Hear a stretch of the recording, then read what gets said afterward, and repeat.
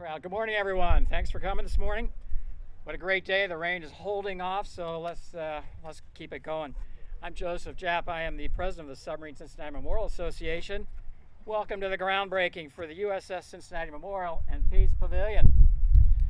This effort began 24 years ago as a project of the Cincinnati Navy League.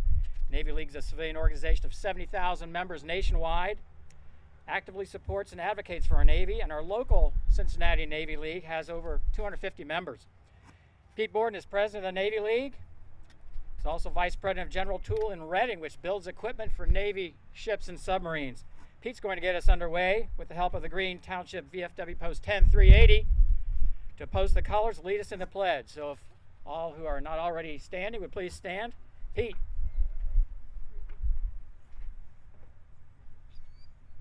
Thank you, Joe. Good morning. We'll now post the colors.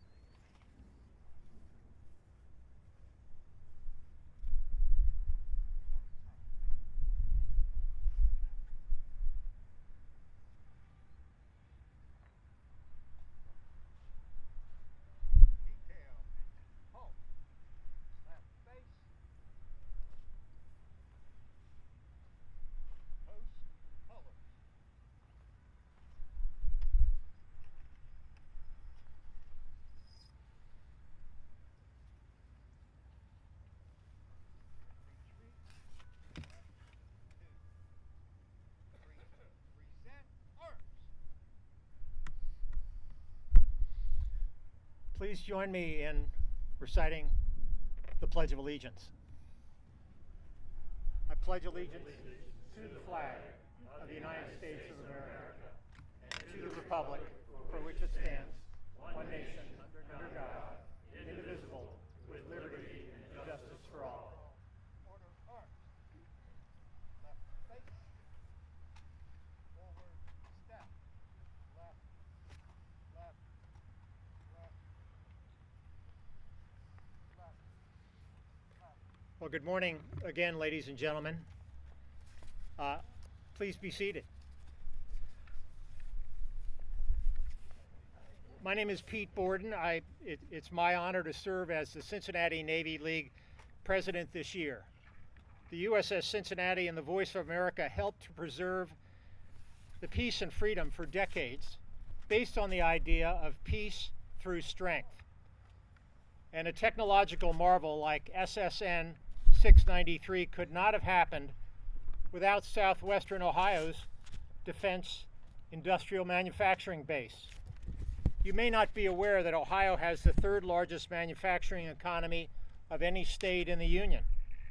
In the last 5 years alone, Ohio companies have supplied over $2 trillion worth of parts to the companies that manufacture submarines, Electric Boat in Groton and Newport News in Virginia. I work at General Tool Company in Reading, and we're one of the 5,000 companies in the Submarine Industrial Base Coalition. We make hatches, tanks, and missile launch hardware for the Virginia and Columbia class subs.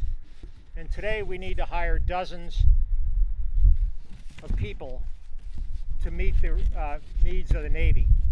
However, we cannot find enough people that have an interest in learning a trade such as welding and machining.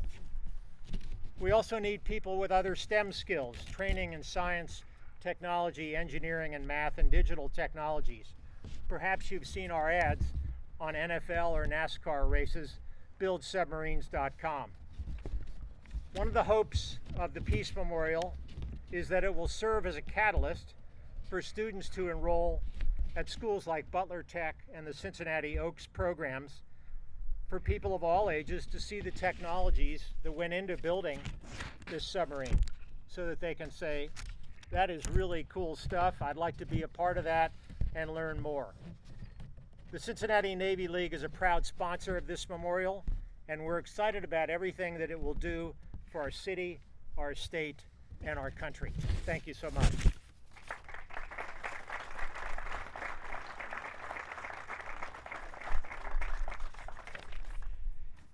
To build a memorial, we organized the Submarine Cincinnati Memorial Association. It's a nonprofit entity separate from the Navy League, but we're still connected. Myself and the other directors, Navy vets Steve Dreyfall and Jim Stryker here today, are longtime Navy members, and Steve and Jim are both past presidents of Navy League. And of course, another group providing us full support today, our local submarine veterans, not hard to miss in their submarine ball caps. Most of them are red, which was the official ball cap color on board the USS Cincinnati because the Cincinnati Reds supplied the ship with ball caps. We've even got a couple of local submarine vets and some from out of town that served on board USS Cincinnati. We have Mark Elias, Scott Lucas, Eddie Hall, Hank DeLilio, Jerry Reynolds, a plank owner who was on the original crew when the ship was launched back in 1977. So thank you guys for coming. Jerry came all the way up here from Florida for this event. He'll be here next summer. My shipmate Dick Young started the local Cincinnati Sub-Vets as an offshoot of the project. Dick and I are both Cincinnati natives, and we both served on USS Benjamin Franklin at different times, but Dick was my first recruit to the program about 24 years ago, and he's stuck with me all this time, so thank you, Dick. And Bob Viney is another key member of our team, another submariner. His father was a submarine skipper, and Bob's a newcomer to the project. He's only been on it for about 11 years, so thanks, Bob. Thanks to all of you. And as many of you know, for years we tried to find a location on the Cincinnati riverfront. That didn't work out, but we found an excellent location here at Voice of America.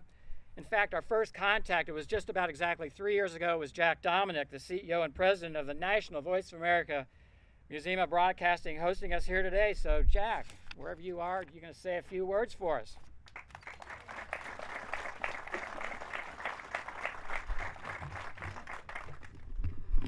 Supposed to hold this close to so you can hear it. Welcome to our new neighbors. We are looking so forward to seeing this wonderful memorial right in front of the iconic Bethany Station, the Voice of America Museum. And on behalf of our board of directors and our volunteers, we wish you the best. We look forward to a wonderful memorial, and we look forward to being good neighbors. Thanks, Jack. Along with Jack and VOA, we've received such great community enthusiasm and support for the project. After we met with Jack, he connected us to Joe Henson at the Westchester Liberty Chamber of Commerce. Joe connected us with Larry Burks, administrator of Westchester Township. Larry connected us with MetroParks of Butler County and Director Jackie O'Connell. They connected us with our awesome design team, McGill Smith Punchin, Jose Castrejon, and Fred Bowling. So they're responsible for this magnificent design they've come up with today. And now we have Conger Construction Group and Justin Conger and his team on board to build the USS Cincinnati. So thanks to all of you for your efforts. One of the primary missions of the memorial is education. As Pete mentioned, the submarine is packed with advanced science, technology, engineering, and math, STEM. For our nation to remain competitive, we have to engage kids at an early age with those kind of subjects and the skilled trades needed. So Memorial includes an education center where we can help kids develop those interests. But we're just a bunch of Navy guys, so we've begun assembling an education team to help us develop our educational STEM program. We've met with several local superintendents and educators.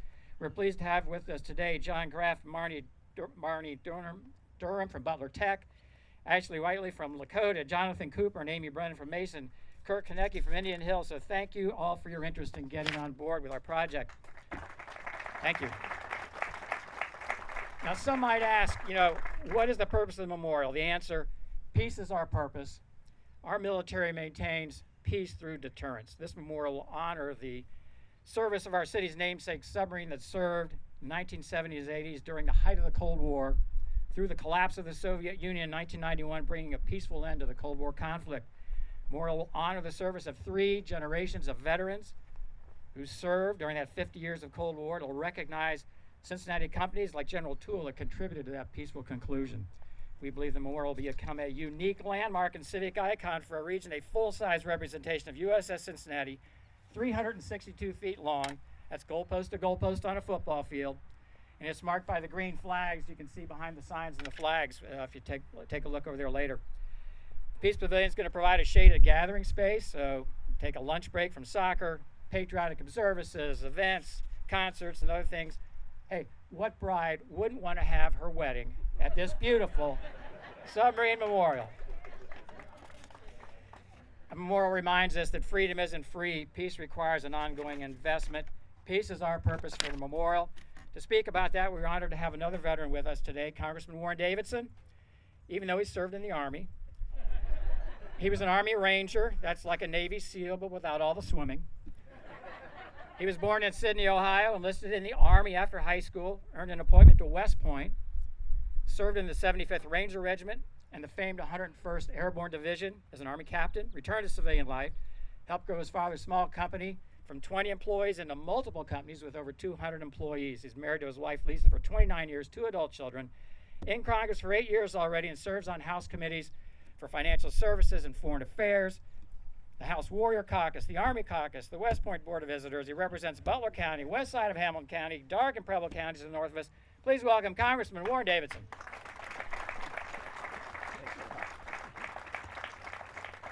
Thanks for the colorful introduction. It might be longer than my remarks, but look, it is an honor to be invited to join you all and celebrate this. And frankly, it's something that our office has worked on for most of the 8 years that I've been involved. Now, not day to day, as you all have been. I've been inspired to see the kind of commitment that it's taken to get this to this point. You say without a vision, people perish, but without a vision, ideas fade off. And the original vision maybe had it down at the banks, and we're the beneficiaries of them saying no thank you. So I think there's going to be a better place for it. This is an iconic spot in the Cold War. And I really look forward to seeing what else becomes part of this park, because when you look at that period of America's history, it really shaped America's rise to becoming the preeminent power in the world. And we'll see where our future goes from here. But the things that it's meant to inspire are what it did. It led to the victory in the Cold War by having people that would serve in submarines, that would work in Voice of America, that would put our country first. And so it's fitting that we would have this in such a place, and we would integrate with the schools to inspire those next generations to go and do those things that have made our country free and safe and truly the world's land of opportunity. So thanks for doing the work, and frankly, thanks in advance for the work that's ahead. You know the camaraderie that comes from serving in a unit. I never served on a ship, and thankfully never served in a submarine. I've been out at sea in a ship, but thankfully not in a submarine. Just walking in them in dry dock is a little tight. But thanks for the work, and thanks for continuing to inspire future service to our country. God bless you all.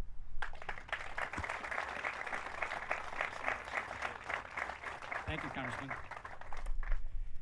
During its service, our submarine, USS Cincinnati, enjoyed a close connection with Cincinnati. The connection began on a chilly morning, February 1977, when Nancy Keating broke a bottle of champagne on the bow, sending USS Cincinnati sliding down the building ways into the water. Nancy was the wife of Bill Keating Sr., a respected Cincinnati attorney who also served in Congress and was publisher of the Enquirer. Bill and Nancy's 2 daughters were the maids of honor for the launching. And as we launch the project today, one of them, Susie Keating Lame, will share a few memories of that day. Welcome, Susie.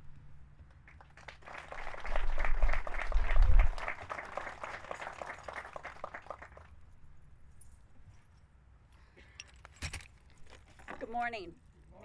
As Joe said, I'm Susie Lame. My mother, Nancy Keating, christened this USS Cincinnati in 1977. All right, how's that? Is that better? I was fortunate enough to be a maid of honor for that christening. Unfortunately, my parents, Nancy and Bill, cannot attend here today. They passed away a few years ago, living well into their 90s. But I assure you, they are here in spirit. Mom and Dad love Cincinnati. My father served in the Navy. More importantly, they admired and were so grateful to anyone that served our country. We know at the heart of it all, you are sacrificing your lives for our country. Thank you. I'm honored to be here on behalf of my family to tell you a story that happened 40 years ago. When Jerry Ford was president, he asked my mom to christen the USS Cincinnati, the newest nuclear ship in the fleet. Mom practiced for weeks in the basement. She asked us kids to bring home glass bottles so she could smash them into the pillars in the garage. She had a lot of fun practicing, but that's not the best part of the story. When Mom christened the sub, she forgot to let go of her end of the bottle that was tied to the ship, and she almost went out to sea with the USS Cincinnati. And I still have the bottle.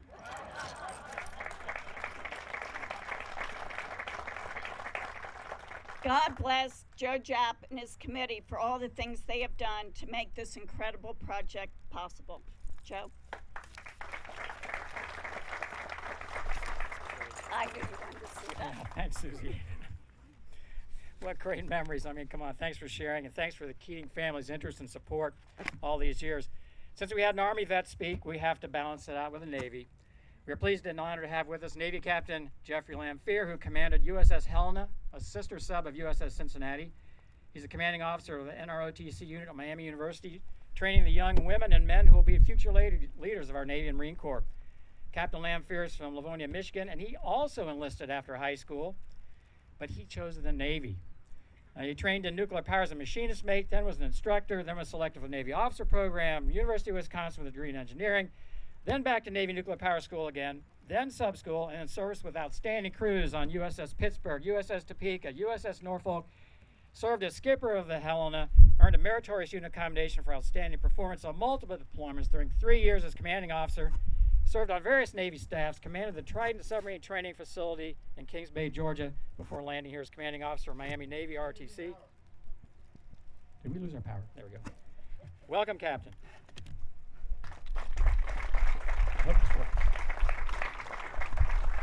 Thank you. Good morning, Congressman Davidson, ladies and gentlemen, fellow sailors and submariners. It's great to see so many of you here today. It's an honor to share today with all of you, especially those of you who have worked for 20 plus years to make this happen. I'm excited to be part of the kickoff of the final phase of USS Cincinnati Submarine Memorial.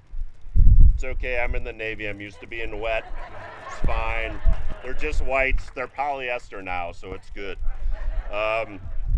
It's impressive that the Cincinnati community came together to make this memorial reality, to commemorate the service of the crews of the Cincinnati over 18 years, their contribution to the peaceful resolution of the Cold War, and the significant role that Cincinnati businesses played in designing and manufacturing the state-of-the-art equipment that make our submarines the most capable platforms in the world.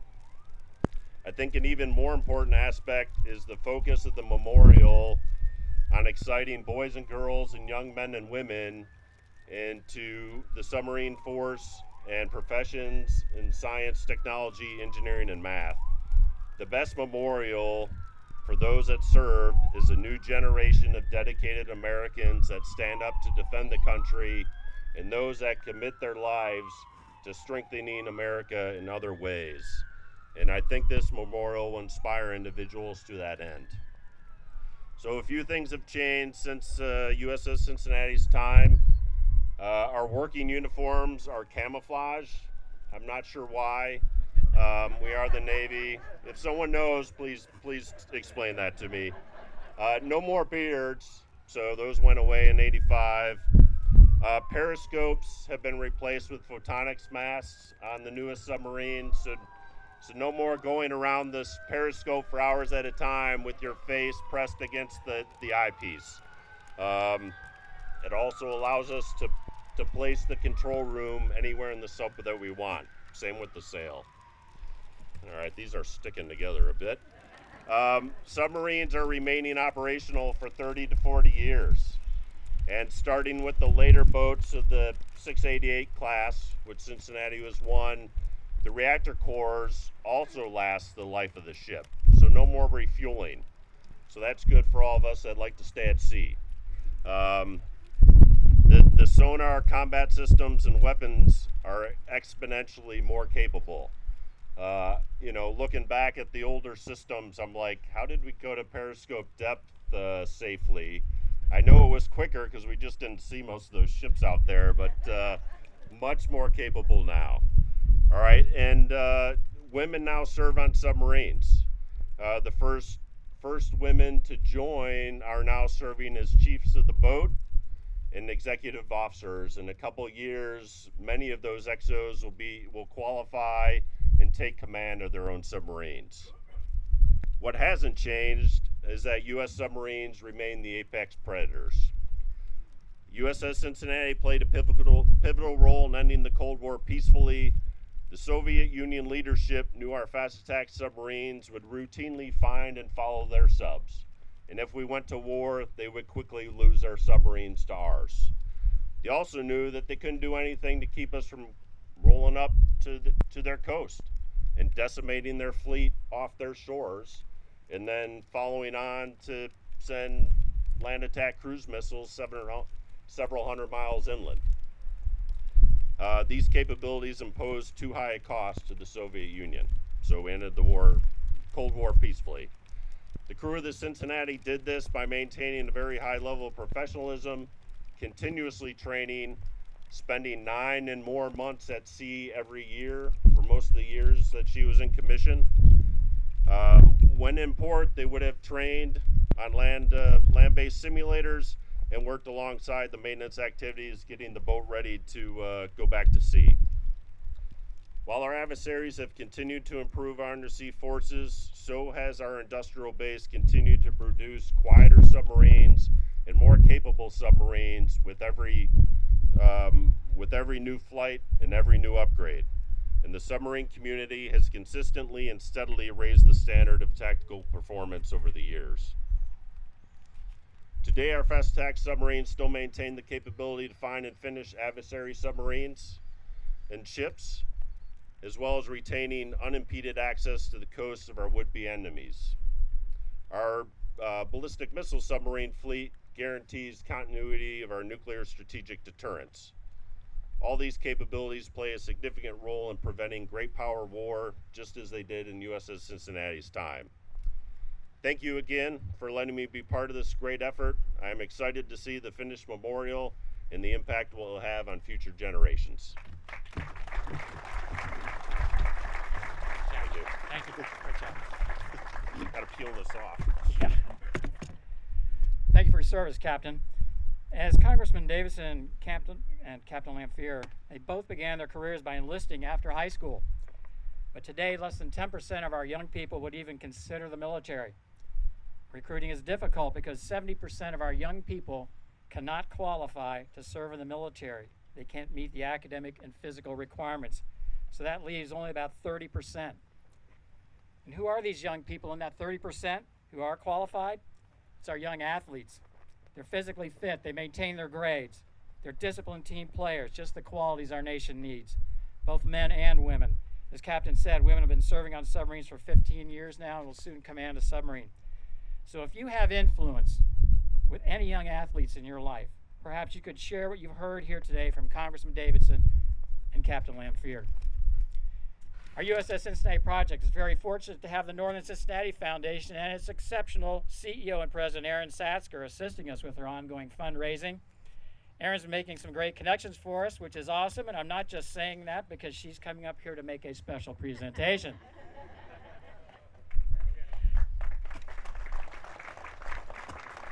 So Bob, as well, if we could get you up here. I do need to call out that Joe and Bob have been working tirelessly on this goal. We have a wonderful anonymous donor, many other business owners joining There's still time to donate, but it's been an absolute pleasure working with these gentlemen, their team, and we're presenting them with this $50,000 check toward their endowment fund. And we are just really excited about what this means for Northern Cincinnati. Happy to come alongside you gentlemen, and for our board members, stick around. We're gonna grab you to get in this photo, but we're gonna snap a real quick photo, okay? I can hold it. Got it, Matt?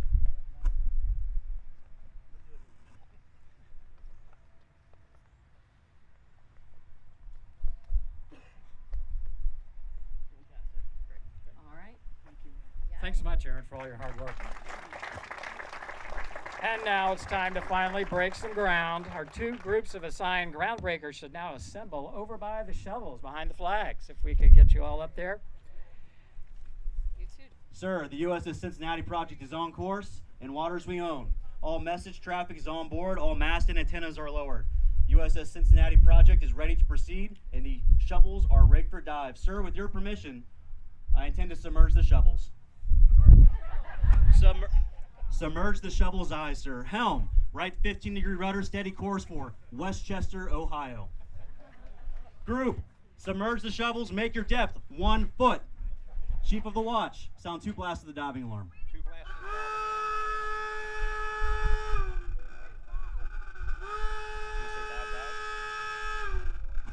the Dive, dive. I think they're waiting for Bob Viney.